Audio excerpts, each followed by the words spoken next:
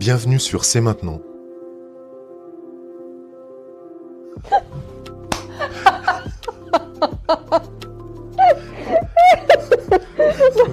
Ça va pas aller, arrête. C'est mort. Bienvenue sur C'est maintenant.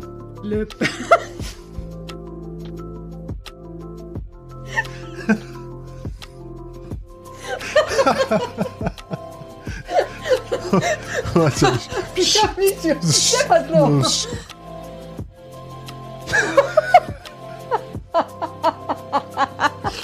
Bienvenue sur C'est maintenant. Alors, on commence. Bonjour et bienvenue dans le podcast C'est maintenant. Je suis Jacqueline. Et je suis Jean-Marc. Chaque mercredi et chaque dimanche, nous vous partageons avec authenticité, simplicité et bonne humeur les questions, les réflexions personnelles et les outils concrets qui, selon nous, permettent de mieux vivre les phases de transition personnelle et professionnelle. Chaque épisode est une invitation à reconnecter avec ce qui est essentiel pour vous et à laisser les plus belles parts de vous s'exprimer librement. Et si cela vous plaît, nous vous invitons à partager les épisodes avec vos amis et vos proches qui en auraient besoin. Quelle que soit la plateforme sur laquelle vous nous écoutez, offrir une note ou un commentaire nous aide aussi grandement à faire connaître cette émission et ça nous encourage à continuer. Et vous pouvez bien sûr nous poser toutes vos questions dans un formulaire confidentiel sur jeanmarcterrel.com/podcast.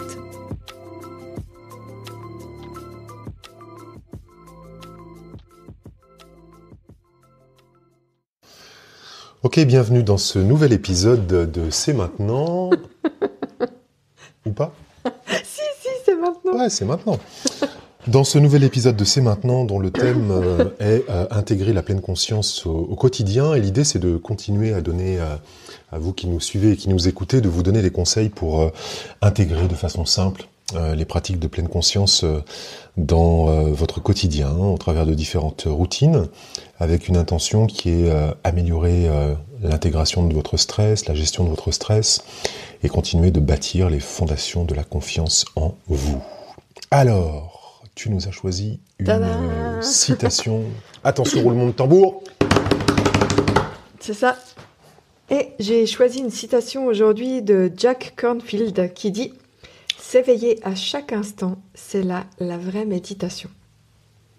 Et en fait, les deux autres étaient bien intéressantes aussi, mais je crois que ce qui m'a, émerveillée dans cette citation-là, c'est le mot « s'éveiller à chaque instant ».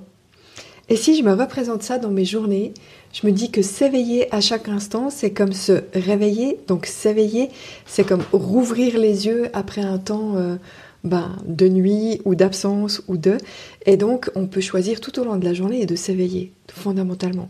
Et lorsqu'on s'éveille, lorsqu'on ouvre les yeux, lorsqu'on laisse le regard et le cœur et le corps accueillir ce qui est là, on est d'une certaine façon, pour moi, en pleine conscience de ce qui est en train de se passer. C'est beau. C'est beau. Ah c'est là beau. là. Moi, j'adore Jack Kornfield. Il a écrit pour moi l'un des meilleurs livres sur la méditation. Ah oui, c'est quoi après la lessive, après le repassage, après... Comment ça s'appelle déjà son titre ? Après l'extase, la lessive. La lessive, exactement. Voilà, qui est un livre vraiment savoureux. Si vous vous intéressez à la méditation, que vous voulez un peu mieux comprendre de quoi on parle, Jack Kornfield est vraiment quelqu'un de très très intéressant. C'est un psychologue à la base qui est devenu un des principaux enseignants aux États-Unis. Il a ouvert un centre de méditation. Là-bas, c'est une référence. Il a écrit plusieurs ouvrages et celui-ci, pour moi, est un petit ouvrage qui est vraiment savoureux, dans lequel il démonte finalement témoignage après témoignage, parce qu'il va à la rencontre en fait de gens qui ont connu l'éveil. Et avec cette question toute simple, il dit « Ok, c'est super, t'as connu l'éveil, et après ?» Et quoi ? Et quoi ? Voilà. Alors, il y en a certains qui témoignent, j'allais dire, à visage découvert, et d'autres, c'est pas le cas. Mais c'est très intéressant parce que finalement, tout au long de ma vie jusqu'à maintenant, et toi aussi, et je pense que beaucoup de gens ont entendu parler de maîtres spirituels qui ont dérapé. C'est arrivé très souvent. des sacrés dérapages, qui ont fait du mal à des personnes autour d'eux, qui ont pris la grosse tête financièrement et qui se sont mis à rouler dans des voitures de luxe, etc. C'est pas mal de rouler dans une voiture de luxe, mais quand on commence à collectionner les Rolls-Royce et tout le reste, ça devient peut-être un petit peu problématique. Voilà, donc c'est quelqu'un que j'aime beaucoup, Jack Canfield. Et voilà, s'éveiller à chaque instant, c'est la vraie méditation. Il y a un petit truc qui me chatouille quand même dans cette citation. Je le vois. Vous ne voyez pas Jean-Marc, mais moi je vois Jean-Marc. Ouais. Et quand je l'ai lu tout à l'heure, j'ai déjà vu qu'il y avait un truc qui le gratouille. J'ai une petite, on se réjouit de savoir. Petite gratouille en lisant cette citation. Alors, je connais le bonhomme, donc, enfin, je le connais pas personnellement, mais au travers de ce qu'il a écrit, donc j'ai aucun doute sur la qualité en fait de sa pensée, de son enseignement. Et en même temps, il y a un risque pour moi dans cette citation prise en dehors de tout contexte, c'est qu'il manque les dimensions liées aux attitudes fondamentales qu'on cultive. Parce que tu vois, un psychopathe, parfaitement conscient de ce qu'il est en train de faire dans l'instant, c'est là la vraie méditation. Ah, tu vois, ça y est, t'es flippé, là. Bah oui. Bah ouais, il y a un côté flippant. Dit comme ça, oui. Bah oui. Un sniper qui est parfaitement posé sur son arbre en train de viser la personne qui va dézinguer, il est pleinement là, pleinement présent dans l'instant.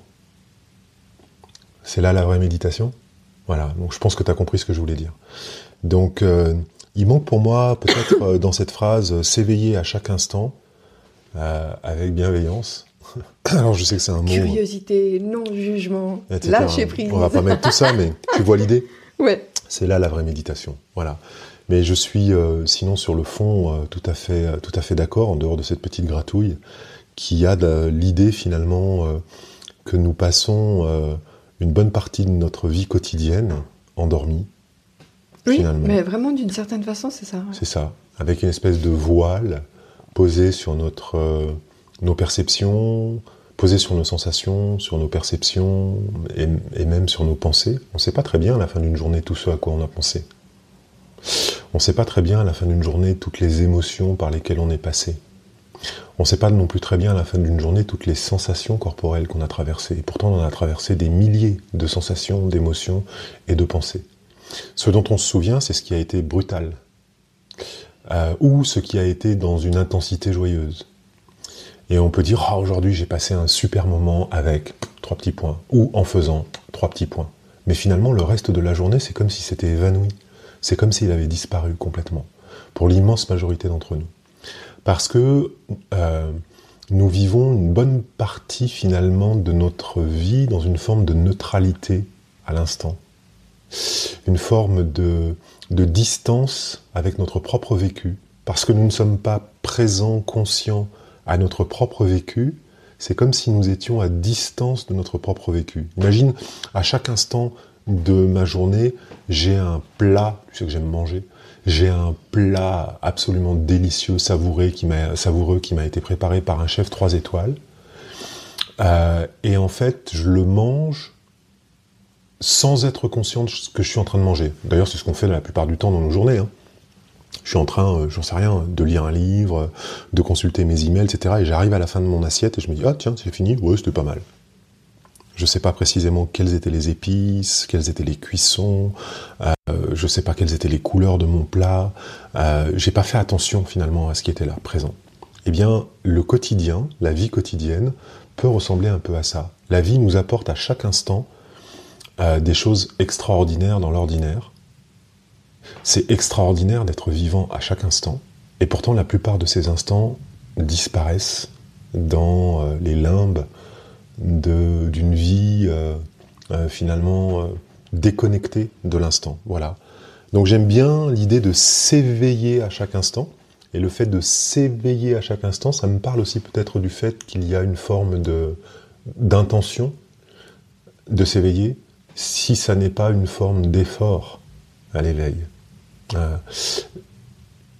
Voilà. Voilà, merci Jack, c'était cool. On a fini là Ah non, on n'a pas fini. Ouais, non. Le quotidien, il passe à toute vitesse. Oui. C'est vrai. Et puis quand on passe par ces périodes de transition, de changement, comme celle dans laquelle on est, tu vois, on peut manquer de temps, par exemple. On manque de temps. Aujourd'hui, je t'ai dit, là, quand on s'est retrouvés tout à l'heure dans la voiture, tu m'as demandé comment s'était passée ma journée, et je t'ai dit, c'est passé trop vite. Encore une fois, j'ai l'impression d'arriver à la fin de mes journées, je me dis, quoi, déjà ? De manquer de temps. Et pourtant, je veille à faire chaque jour au moins une chose importante. J'essaie d'en faire plus que ça. Et puis ensuite, il y a aussi des urgences qui sont là, répondre à des demandes de la part de prospects, de la part de clients, créer un certain nombre de choses, résoudre des problèmes techniques avec des gens qui sont sur l'application, sur le site internet, etc. Poser des rendez-vous pour la semaine à venir, etc. Et donc j'ai vraiment, parfois, dans certaines de ces journées, et je sais que c'est le cas de beaucoup de gens, ce sentiment, finalement, de ne pas avoir de temps pour être pleinement conscient. Ça l'est beaucoup moins aujourd'hui, hein, et je vais donner des astuces à ce sujet plus tard, mais comme pour beaucoup de personnes qui découvrent la pratique de la méditation de pleine conscience, au départ, il y a l'idée que je dois m'arrêter de faire ce que je suis en train de faire pour faire de la méditation. Quand on a des journées aussi chargées que les tiennes et que les miennes, eh bien on peut arriver à la fin de sa journée en se disant « aujourd'hui encore, j'ai été dans les choux, quoi ». La journée, elle est passée à toute vitesse. Je n'ai pas eu de temps pour prendre soin de moi, pour pratiquer, pour méditer, pour aller me balader, pour respirer, etc., etc. Donc ça, c'est un des problèmes qu'on peut rencontrer quand on est dans une phase de changement important dans sa vie, ou juste quand on vit la vie qu'on vit en fait aujourd'hui. Ouais. Et puis on peut se retrouver dans des périodes où le stress il est constant en fait, où on a l'impression, en tout cas en termes de sensation, que le stress nous quitte pas, comme un espèce de un truc électrique à l'intérieur de nous qui est en permanence en fait branché, et puis qu'on n'arrive pas à débrancher. Vraiment qu'on n'arrive pas à débrancher, et du coup on a de la difficulté à se déconnecter, à débrancher en fait de l'anxiété qui est là au quotidien, et puis à trouver des moments de calme. Et dans les journées qui passent, et qui passent comme ça à toute vitesse, j'ai l'impression des fois d'autant plus d'avoir du mal en fait souvent je me représente comme là il faut que je débranche la prise en fait. J'ai l'impression d'être en permanence alimentée par des choses qui me stressent, qui me conditionnent, qui me font aller de plus en plus vite, de manière de plus en plus performante, blablabla, de faire 1000 choses à la fois. Et du coup, j'ai vraiment parfois la sensation qu'il me faut comme déconnecter, donc tirer la prise pour créer en fait un espèce de séisme intérieur qui m'oblige à m'arrêter, à stopper et à prendre un moment de calme. Mais des fois, c'est vraiment c'est des fois presque contre.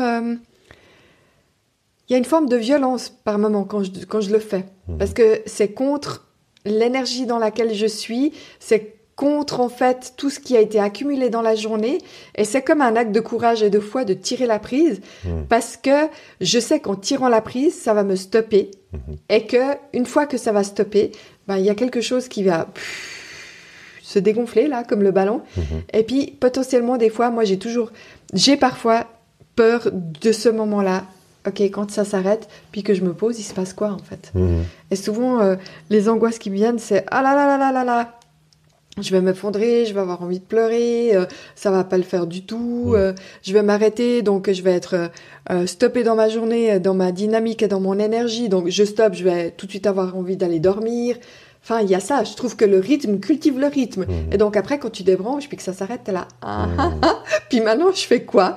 Et dans ces moments-là, pour moi, c'est hyper important d'avoir des rituels qui me permettent de passer d'un état à l'autre.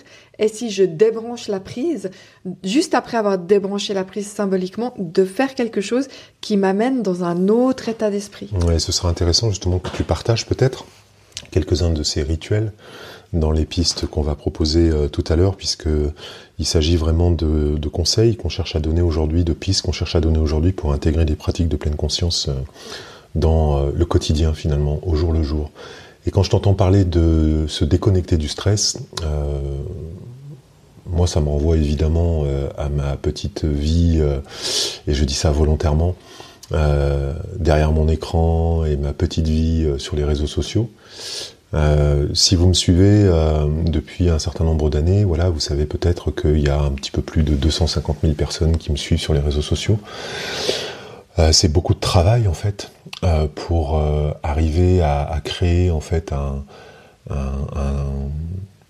suivi en fait aussi important. Évidemment, je connais pas le pouillème de tous ces gens qui me suivent depuis des années, mais c'est très régulier, tu l'as vu dans les entretiens qu'on a pour les retraites, qu'il y a des gens qui viennent et qui disent « Ah, je te suis depuis des années sur les réseaux sociaux ». Et alors voilà, je vois aujourd'hui, j'ai activé sur mon téléphone, là, sur mon téléphone mobile, les rapports hebdomadaires du temps passé sur les réseaux sociaux. Et ça fait peur parfois. Quand je prends conscience en fait du nombre d'heures que je passe, alors c'est pour des raisons professionnelles. Et ça, c'est ce que je me raconte en partie, c'est pour des raisons professionnelles, et c'est vrai. Je fais de la veille sur les réseaux sociaux, je publie un certain nombre de choses, j'essaie de répondre à des commentaires, j'annonce des événements, enfin, il y a toute une dimension professionnelle, bien sûr, mais comme n'importe qui, une fois que je suis dans la dimension professionnelle ou que j'ai terminé cette dimension-là, je me fais vite taper par « Oh là là, ça a l'air drôle, la vidéo machin, le truc », et puis des fois je me retrouve en me disant « Mais waouh, là tu viens de passer 20 minutes, 30 minutes à regarder des trucs. » Et puis comme j'ai une tendance à fonctionner un peu en arborescence, il m'arrive parfois de chercher une information, et puis je me retrouve 30 minutes plus tard sur un sujet complètement différent. Voilà, vous voyez pas Jacqueline qui opine du chef, qui dit oui de la tête, mais je sais que c'est une expérience qu'on connaît tous. Et voilà, et je vais même vous avouer que récemment, je me suis fait prendre aux toilettes avec mon téléphone. Récemment, ce matin. Ouais. C'est ça. Et voilà. Mais là, t'étais pris la main dans le sac. Ouais, enfin, parce qu'en général, tu te l'essayes discret quand même. Mais ouais. Là, ouais. Et c'est vrai que, grosso modo, je réalise à quel point le mobile, les réseaux sociaux, l'internet, parce que j'ai mes emails aussi, tout est sur mon téléphone en fait. Toute ta vie. Et pas toute ma vie, non. Mais en tout cas, une grande partie de mes activités en fait se déroulent autour finalement de la communication avec des gens que je connais, des gens que je ne connais pas, des gens que je forme. Des gens que j'accompagne, etc. Et je vois comment j'ai pris en fait un certain nombre d'habitudes dans mon quotidien qui sont une certaine représentation et manifestation du stress. Je ne me déplace pas, même à l'intérieur de la maison, sans avoir mon téléphone dans la main ou dans la poche. Oui, c'est vrai. Voilà. Là, on est assis dans la salle à manger. Si je vais dans le canapé, je prends mon téléphone avec moi, je le pose sur la table. Si je vais préparer le repas, je prends mon téléphone avec moi, je le pose sur le plan de travail. Et ainsi de suite, en fait. Il est jamais très loin, finalement, de moi. Donc, je suis conscient que la technologie est à la fois, pour moi, un outil de travail, clairement, et je suis reconnaissant pour cet outil de travail qui me permet de toucher et d'atteindre des gens dans le monde entier, ce qui fait que dans nos retraites, aujourd'hui, on a des gens qui viennent du Canada, on a des gens qui viennent du Québec, du même endroit, qui viennent de Belgique, de Suisse, de France, des îles, c'est quand même incroyable. Je veux dire, ça n'aurait jamais eu lieu il y a 50 ans. Donc c'est extraordinaire. Et en même temps, c'est une forme très importante de distraction. Parce que je sais, je l'ai écrit dans mon livre d'ailleurs, alors je ne sais plus si l'éditeur a publié cette partie du chapitre ou pas, il me semble que non. En tout cas, je l'avais écrit dans la version d'origine. On sait que notre temps d'attention vaut quelque chose. Et tout le monde pense que les réseaux sociaux c'est gratuit, mais comme le disent les marketeurs, les gens qui font du marketing, si c'est gratuit, c'est toi le produit. Et il suffit aujourd'hui de descendre en fait le fil d'actu de Facebook en l'occurrence, mais pas seulement, d'Instagram, etc. Et en gros, j'ai 2 publications de personnes avec lesquelles je suis en relation, une publication publicitaire. 2 publications de personnes ou de groupes dans lesquels je suis, une publication publicitaire. Et ainsi de suite, c'est ça mon fil. Et on cherche, les réseaux sociaux cherchent à attirer mon attention et les gens qui ont des choses à vendre cherche à me vendre quelque chose, mais de la même façon que j'utilise moi aussi les réseaux sociaux pour présenter en fait ce que j'ai à présenter. Donc c'est une distraction. les appareils électroniques, les médias sociaux qui prennent beaucoup de place dans le quotidien, finalement, et dans le quotidien de beaucoup de gens aujourd'hui, même des gens au-delà de 50 ans comme nous. C'est important, finalement, dans la mesure du possible, de ne pas devenir dépendant, finalement, de cet ogre des réseaux sociaux, et d'installer des routines qui permettent de se détacher. Alors on en parlera peut-être juste après, mais ça me semblait important d'en parler. Et ça me fait penser à un vécu avec une des participantes lors de notre dernière retraite dans le désert, qui, au début de séjour, nous a partagé en fait sa difficulté, son incapacité à lâcher son téléphone. Et lors de la journée en silence, on est parti faire une marche dans un endroit vraiment magnifique. Donc voilà. Au milieu des dunes. Au milieu des dunes. Non, mais c'était extraordinaire. Et donc, les participants ont fait un certain nombre de photos, voire vraiment beaucoup de photos, du coup, parce que le coin était extraordinaire et que ça s'y prêtait totalement. Et puis, j'ai observé. Moi, j'en ai fait aussi quelques-unes, et j'ai observé les personnes faire des photos. Et je me suis dit, mais en fait, c'est vraiment une distraction, même pour faire des photos. C'est pas qu'on est en train de scroller et puis de regarder des choses sur Internet et blablabla, de s'informer ou de regarder des événements. Mais là, c'était vraiment tellement flagrant, en fait, que oui, bien sûr, tu fais des photos et c'est plutôt chouette de pouvoir faire des photos. Mais en fait, à quel moment tu vas te rendre compte que non seulement tu as fait 10 fois la même photo, que les autres ont fait 10 fois la même photo que toi, donc on est déjà à 100 photos, hein, si on est bien, puis on va tous les partager, donc je te dis même pas le volume, mais qu'à un moment donné, tout à coup je me suis dit, mais ça le fait pas quoi, en fait, et j'ai vraiment donné une consigne en disant, je vous invite vraiment à poser vos téléphones. Parce que j'avais conscience qu'on était sur la boucle retour, donc je savais qu'on n'allait pas louper grand-chose non plus en termes de paysage, mais de dire, en fait, c'est une vraie distraction. Et cet endroit-là, bien sûr, les photos vous le rappelleront, mais en fait, vous allez vous en souvenir parce que vous l'avez vécu, parce que vous l'avez imprimé, et pas par les photos, parce que vous avez ressenti en termes de vibration, en termes d'énergie, en termes de waouh, enfin de ce que ça provoque. Les photos, ce sera juste une béquille. Mais en fait, vous n'avez pas besoin de ça pour vous souvenir de cet endroit-là et du sentiment dans lequel vous étiez à ce moment-là. Et la participante, elle d'ailleurs et d'autres, ont pris un temps pour après me dire c'était bien vu, cette consigne-là, parce que je ne me serais pas arrêtée. Je le sais, je ne me serais pas arrêtée. Et dans le fond, en fait, oui, tout ce que j'ai photographié, en fait, je pouvais l'engranger aussi autrement, clairement. Ouais. Donc même pour les photos, parce que c'est souvent ce qu'on nous dit, hein, oui, mais moi je prends juste mon téléphone pour faire des photos. Quand même, hein. Ouais. Alors on pourrait, je pourrais quand même peut-être doucement atténuer en fait cet aspect-là, parce que je pense que n'importe quelle activité artistique, y compris la photographie, peut être faite en pleine conscience. Oui. Mais ça suppose d'être en même temps connecté à, et ça demande de la pratique, connecté au sujet que je veux saisir et à ce que ce sujet éveille en moi en termes de sensations, d'émotions, etc. Et dans ce cas-là, il y a une véritable démarche, j'allais dire, de photographie consciente.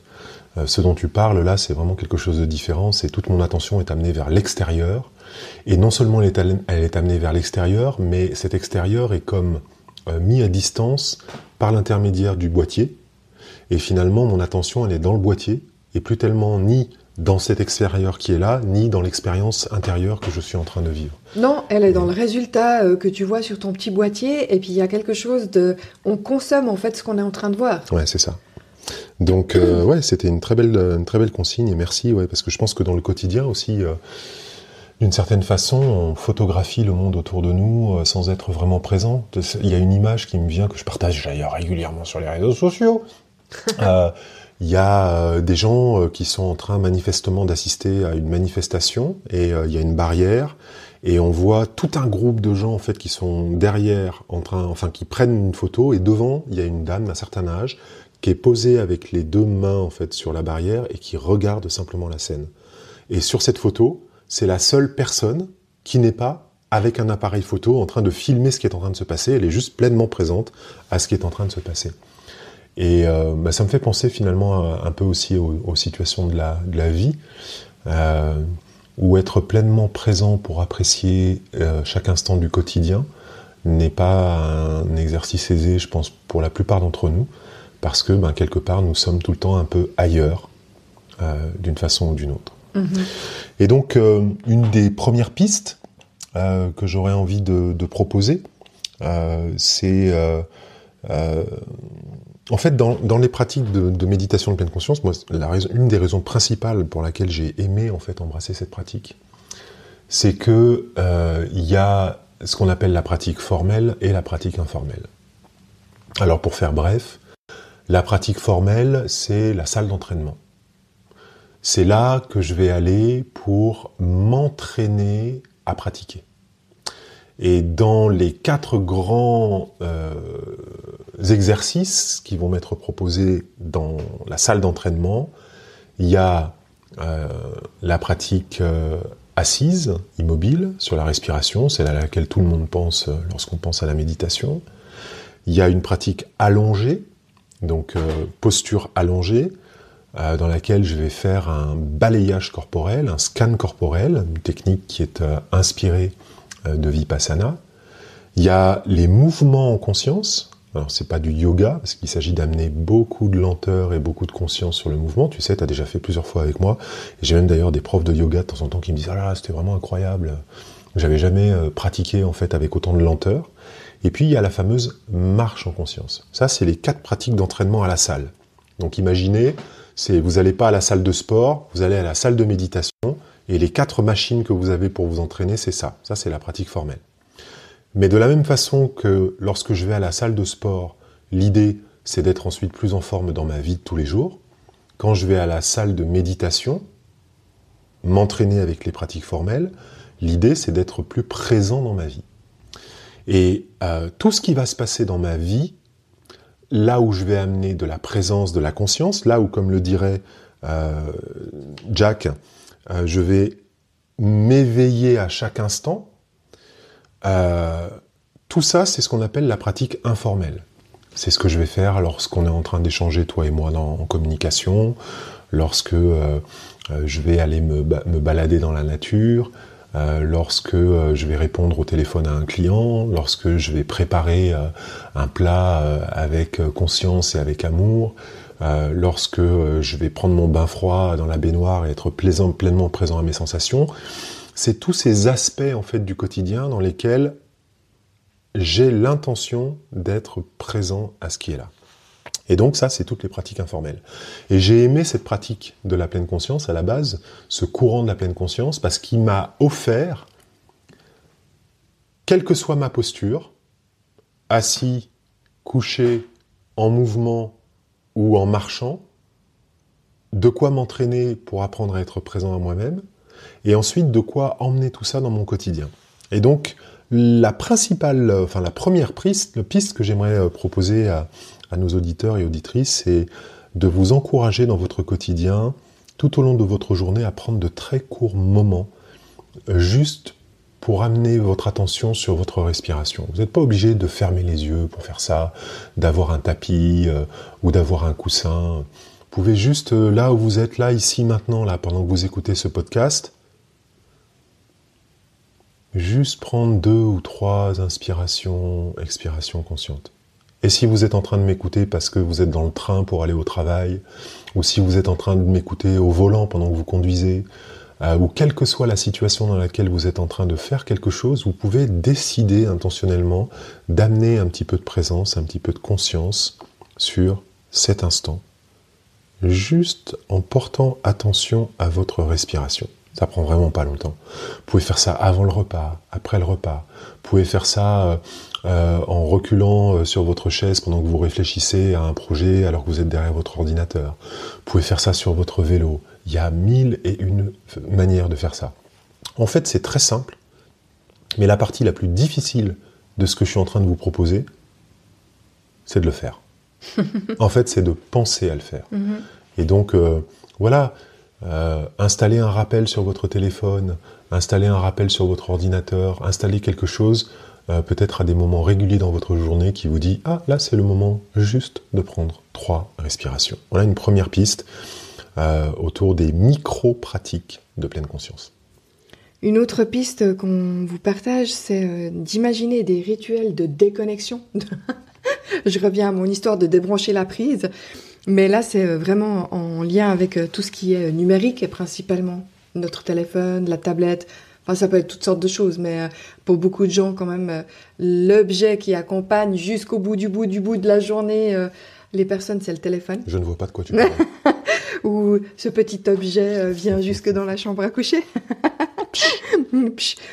Donc l'idée, c'est vraiment de réfléchir à des rituels que vous pourriez faire pour déconnecter avec les objets numériques. Et donc de vous imaginer décider des périodes pendant lesquelles vous ne touchez pas à votre téléphone. Ou des lieux dans lesquels vous mettez votre téléphone sciemment, sachant que voilà, quand il est là, vous n'y touchez pas. Alors ça peut être mettre votre téléphone dans un tiroir. Par exemple, pendant que vous préparez le repas du soir, ok, c'est un temps que j'imagine être un temps pour moi dans lequel je ne veux pas être dérangée. Donc voilà, vous pouvez très bien imaginer mettre votre téléphone dans un tiroir, puis vous le récupérez après. Et c'est d'autant plus important d'imaginer des rituels de déconnexion sur des temps, par exemple, comme juste avant d'aller se coucher. Il y a beaucoup de gens, et beaucoup de jeunes me racontent ça, qui passent des heures. Et en fait, tu vois, même là, j'ai de la peine à le dire parce qu'il y a quelque chose qui m'effraie vraiment là-dedans. Mais il y a des jeunes qui te disent qu'ils passent 1 heure, 2 heures, 3 heures, 4 heures le soir, enfin au lit, avec leur téléphone, à scroller, à regarder des trucs. C'est pas des documentaires, hein, c'est passer d'un truc à l'autre. Et quand bien même. Ou alors le téléphone est allumé à côté et tu essaies de t'endormir et puis tape la notification et tu passes ta nuit à répondre aux copains, aux copines. Il n'empêche que cette distraction-là, elle nous aide pas pour réduire le stress, ni pour améliorer la qualité de notre sommeil. Mais je vois comment le téléphone, il est là en permanence et comment c'est compliqué en fait de s'en défaire. Ouais. Moi, ce que j'adorerais aussi, c'est que tu nous parles, si tu veux bien, de tes rituels de déconnexion, par exemple entre le travail et la maison. De comment dans ton quotidien tu as mis des petits rituels en place, parce que tu en as plein en fait, dont tu n'as peut-être même pas conscience, des petits rituels qui sont souvent extrêmement courts pour te recentrer, te poser, te déposer. Alors je pense qu'il y en a effectivement dont je n'ai pas conscience. Mais une des choses que je fais, en tout cas en hiver, je le fais un peu moins sur les beaux jours, c'est que quand j'arrive à la maison, la première chose que je fais, c'est que j'allume une bougie. Ouais. Et ça me permet en fait, d'abord j'adore les bougies, mais ça me permet d'arriver et de faire une première action qui dit « Ok Jacqueline, en fait le job c'est fini, t'es à la maison. » Vraiment. La deuxième chose qui peut être vraiment intéressante et que je fais, mais j'ai appris à le faire quand même, il n'y a pas très très longtemps, c'est de me changer lorsque j'arrive à la maison. Donc de changer mes habits. Comme si finalement je sortais d'une salle d'opération puis que je veux pas rester dans mes habits de salle d'op pour aller manger au resto, rentrer chez moi ou partir au cinéma. C'est le même principe. Je rentre du boulot et donc je me change et je me mets dans une tenue plus confortable. Et ça m'arrive des fois. Quand je dis une tenue plus confortable, sans doute on se fait une représentation, jogging, un pantalon, plein pull. Eh ben non. Des fois, j'ai eu toute une période où je rentrais à la maison et où j'ai une robe blanche qui fait vraiment robe de princesse et je trouvais ça incroyable d'arriver chez moi puis de me dire « Oh là là !» Et je la mettais pour aucune occasion spéciale, si ce n'est l'occasion absolument incroyable d'être à la maison. Donc voilà, ça c'est deux petits rituels. Un autre rituel que tu utilises souvent, c'est celui des tasses. Aussi, et qui peut aller avec un autre... alors, je vous raconte pas le nombre de tasses différentes qu'on a à la maison. Je pense que... Je sais pas si on en a 2 pareils. De tasses ? Ouais. Ben non, c'est pas l'idée. l'idée. C'est ça, c'est pas l'idée. Donc, il y a cette idée, en fait, de se choisir une tasse en conscience. Dans les petites choses que vous faites dans votre quotidien, sans doute, beaucoup d'entre vous vont prendre un café, un thé, un chocolat, et peut-être que l'un des rituels quotidiens que vous pouvez installer, c'est d'utiliser cette pause particulière, à la fois pour choisir une tasse, si vous avez différentes tasses différentes, mais aussi d'utiliser cette pause pour pratiquer, en fait, quelques instants, en fait, la pleine conscience. C'est très simple. Lorsque vous vous êtes servi, Vous prenez d'abord la tasse en question dans vos mains. Si elle n'est pas trop chaude ou trop brûlante, prenez quelques instants pour ressentir la chaleur de la tasse, pour ressentir l'odeur de la tasse, peut-être pour regarder la tasse avec précision. Peut-être que vous pouvez également, en fonction du type de tasse que vous avez, sentir avec vos doigts si c'est plutôt une tasse en grès, si c'est plutôt une tasse en céramique, si c'est peut-être une tasse en bois. Il y a toutes sortes de tasses avec différentes matières. Vous pouvez approcher votre oreille de la tasse et peut-être que vous entendrez des choses que vous n'avez jamais imaginées, parce que la mousse, en fait, peut faire du bruit. Vous pouvez aussi tapoter votre tasse pour entendre le son particulier qu'elle fait avec le liquide qui la remplit. Et puis ensuite, vous pouvez tout simplement, lorsque vous allez prendre votre première gorgée, amener de la présence, de la conscience sur le liquide qui entre dans votre corps. Quel est son goût, quelle est sa température, quel est son arôme. Et puis, après l'avoir fait, vous pouvez déglutir en conscience, en essayant de suivre le trajet de ce liquide qui passe depuis votre bouche, à travers votre gorge, votre œsophage, et qui arrive dans votre estomac, en prenant quelques instants peut-être pour ressentir ce qui se passe dans l'estomac. Parce que lorsque vous rentrez un liquide un peu chaud dans l'estomac, il se passe quelque chose. Vous n'en avez peut-être pas conscience, mais il se passe quelque chose. Donc voilà, utilisez les tasses, quelles qu'elles soient, ou la tasse, si vous avez votre tasse, en fonction de l'endroit où vous vous trouvez, pour pratiquer la pleine conscience, ça peut aussi être une belle idée. Mm-hmm. Et je reviens à l'histoire de la tasse. Pour moi, c'est hyper, hyper gratifiant, en fait, de m'offrir ces micro-temps de pause, de pleine conscience. Parce que j'ai l'impression, à la fin de ma journée, d'abord de en les faisant, je réalise que j'en fais plein d'autres dans ma journée. Et donc, quand j'arrive à la fin de la journée, je me dis « Ah ouais, il y a eu là où je me suis sentie pleinement vivante, pleinement présente à ce que j'étais en train de faire. » Et en fait, je peux me souvenir de la sensation. C'est-à-dire que le matin, quand j'ouvre la porte du placard, puis que je choisis ma tasse, c'est pas que... Alors, des fois, je choisis en fonction de la couleur, des fois en fonction de l'énergie dans laquelle je suis, c'est-à-dire en termes du volume. Mais des fois, je suis aussi là, avant, en fait, de prendre la tasse, je me dis, en fait, ce matin, je suis dans quoi comme énergie, de quoi j'ai envie, et qu'est-ce que je vais boire. Donc, ça commence déjà là, juste le stop. Et de me dire, ok, en fait, bon, là, ce matin, c'est plutôt café. Bon, non, je peux pas faire... Je peux pas boire mon café, j'ai pas du tout envie de boire mon café dans une tasse qui fait 7 décis, ça le fait pas. Mon café, il serait tout petit au fond de la tasse, ça le fait pas. Donc je me dis, ok, en fonction, donc ça me pose aussi la question finalement de, plutôt que de faire les choses systématiquement, de me dire, ah non, mais ce matin par exemple, j'ai pas envie d'un café, j'ai envie d'un thé. Et donc après, je peux choisir ma tasse en fonction du thé, puis après je peux ouvrir le tiroir dans lequel il y a les thés, puis me dire, ok en fait, et alors ce matin, un thé quoi ? Un thé plutôt ci, un thé plutôt ça. Puis des fois, ça m'arrive d'ouvrir les pots, puis de mettre le nez dedans, puis de dire « Ah oui, c'est ça !» Mais je l'aurais pas su si j'avais pas ouvert le pot, puis que j'en avais pas senti plusieurs. Et en fait, on peut faire ça à plein de moments, sur des choses, mais vraiment basiques. Vous vous dites, vous mettez la table, vous mettez les assiettes, les fourchettes, les couteaux. Bon, peut-être que vous avez toutes les mêmes assiettes et un service de service tout identique. Et quand bien même. Et quand bien même, il n'empêche que vous pouvez même, dans un objet identique, vous dire « Ok, bah, je le pose là, ou je le mets là, et puis ça donne une autre histoire, en conscience, vraiment. Sur les petits rituels, moi, que j'aime aussi, tu sais, le matin, moi, j'ai un ensemble de routines. J'ai parlé dans un autre épisode de mes routines du soir avant le sommeil. Là, je vais peut-être dire quelques mots sur mes routines du matin. D'autant que quelqu'un m'a posé aujourd'hui la question de ma recette du lait d'or. Lorsque je me réveille le matin, alors il peut y avoir plusieurs options. Soit t'es là, soit t'es pas là. Lorsque je vais sortir du lit, l'une des premières choses que je vais faire, c'est... moi, je me lève pas en courant, jamais. Je m'assois sur le bord du lit, je pose mes 2 pieds bien à plat. Et puis, mes affaires sont à côté du lit, posées sur la chaise. Je vais prendre mes affaires et décider ce que je vais mettre à ce moment-là. Puis, je me lève, Je vais dans la salle d'eau.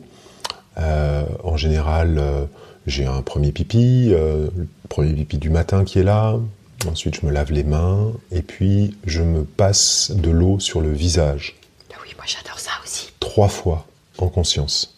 C'est-à-dire que je mets mes mains l'une dans l'autre, là, comme pour recueillir de l'eau. Hein. Je ne sais pas si cette position porte un nom. Comme des mains un peu en prière. Hein. Ouais, ou en petit nid. Voilà, en petit nid ou en bocal. Je mets en fait les mains sous l'eau. Je sens l'eau. Alors je choisis la température de l'eau, parfois. Pas toujours. Ça dépend du niveau d'énergie dans lequel je me sens. Et je me passe de l'eau 3 fois sur le visage, avec l'intention de recevoir l'énergie de l'eau. C'est vraiment ça. Donc je me passe 3 fois de l'eau sur le visage, puis je m'essuie le visage avec ma serviette éponge, que j'adore, et que je change régulièrement. Je le dis, c'est pas toujours la même.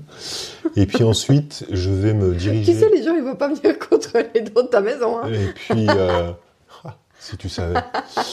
Et puis ensuite, je me dirige vers le frigo, et dans le frigo, je sors ma bouteille de lait d'or.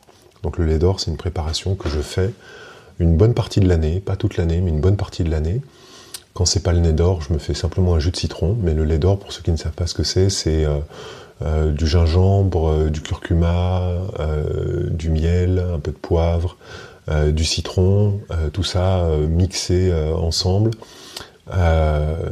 Voilà, ça donne une mixture qui a une couleur un peu jaune, comme ça, un peu blanche ou un peu jaune. Ça dépend en fait du type de gingembre et du type de miel.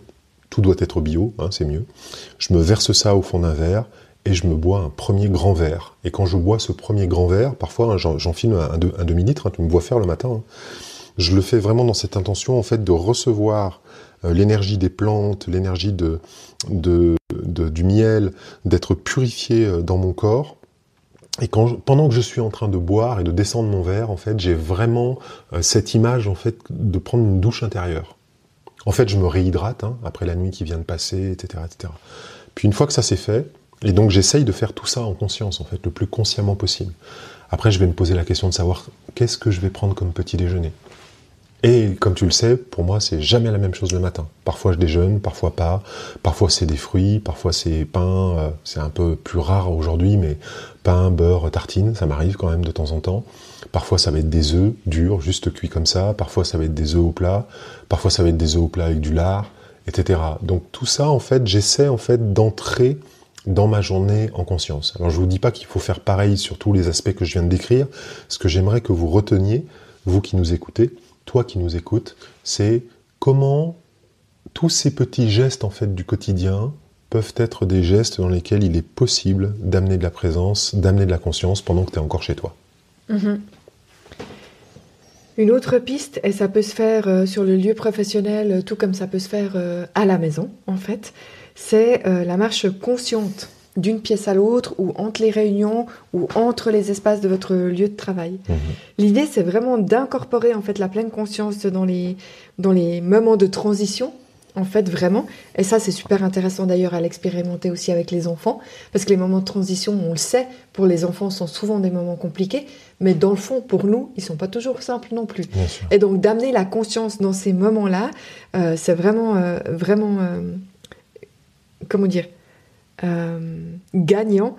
Et on peut imaginer, d'ailleurs, en tout cas dans le groupe des petits, ils le font, de se mettre dans une marche consciente d'un espace à l'autre, ou entre une réunion et une autre, de vraiment, en fait, s'engager dans une marche consciente où on se concentre sur le mouvement de nos pieds, mais vraiment de manière extrêmement lente, le plus lentement possible, de prendre conscience qu'on lève le talon, qu'on lève la plante du pied. Ah, Jean-Marc il grimace, donc je vais lui passer la parole. Non, c'est pas ça, c'est que oui, je pense qu'avec les enfants tu fais ça. J'étais en train de me dire, moi dans un contexte professionnel, c'est compliqué quand même. Si mes collègues me voient passer à 2 à l'heure, non mais tu vois ce que je veux dire. Ouais, c'est vrai. C'est pour ça en fait que je voilà. Ouais, j'étais clairement dans une représentation avec les enfants. Et voilà, fait. c'est ça. C'est pour ça en fait que tu me vois être un petit peu en train de tiquer tout ça. Évidemment, ton conseil est un bon conseil.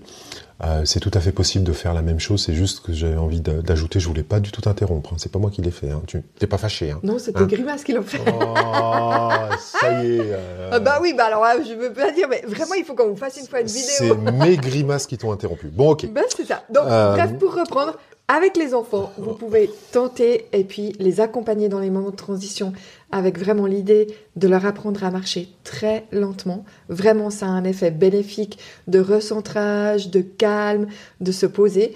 Et puis, si vous allez à une réunion régulièrement dans vos journées ou que si vous changez de pièce dans votre appartement, vous pouvez aussi vraiment enclencher une marche consciente en étant pleinement en fait concentré sur le mouvement de vos pieds, le balancement de vos hanches, de vos bras, et puis les sensations de l'air peut-être sur votre peau. C'est ça, exactement. Et du coup, ce sera quand même plus facilement, ce sera plus discret que de marcher à 2 à l'heure à travers le bureau. Ça pourrait vous poser des problèmes.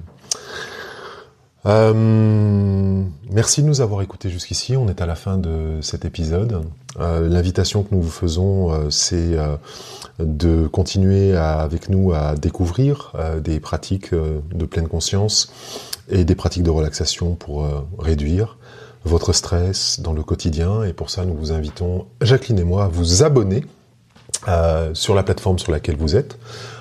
Que ce soit sur le site, sur YouTube, Deezer, Spotify, Amazon Podcast, etc.